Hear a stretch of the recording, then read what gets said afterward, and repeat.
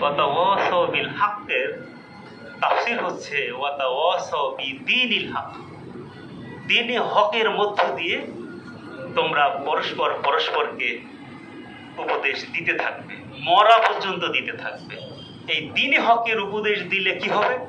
দ্বীনে হকের উপদেশ দিতে গেলে আপনার বিরুদ্ধে মামলা আসবে, হামলা আসবে, আপনার উপরে নির্যাতন আসবে, আপনার ব্যবসায় লালবাতি জ্বলবে, আপনি সমাজে সমাজচ্যুত হবেন, আপনাকে ভয় দেখানো হবে, আপনাকে রাষ্ট্র থেকে রাষ্ট্র ছাড়া করা হবে, আপনাকে জেলের ভিতরে ঢুকিয়ে দেওয়া হবে, আপনাকে ফাঁসির মঞ্চে হাজির করে আপনার জীবন প্রদীপ নিভিয়ে দেওয়া হবে।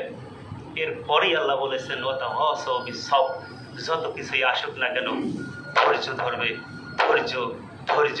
কারণ হচ্ছে এই লোক যখন মৃত্যুবরণ করবে তার মৃত্যু তো আসলে মৃত্যু নয়, তার মৃত্যু হচ্ছে শাহাদা, আর শাহাদার পরেই তার জন্য অপেক্ষা করছে জান্নাত। মুসলমানদের সবকিছু আল্লাহর কাছে বিক্রি করা, নাকি বলেন? আয়াত আছে না, ইন্নাল্লাহা আশতারা মিনাল মুমিনিনা আনফুসাহুম ওয়া আমওয়ালাহুম। আমাদের জান এবং মাল আল্লাহর কাছে বিক্রি করে দিয়েছে। এখন যা ভোগ করছে এটা বোনাস। প্রতিটা মুহূর্তে ইসলামী আন্দোলনের জন্য, আল্লাহর জমিন আল্লাহর দ্বীন প্রতিষ্ঠার জন্য আমাদের সংগ্রাম চলবে কিনা? এক বিন্দু সময়ের জন্য আমাদের সংগ্রাম বন্ধ হবে না।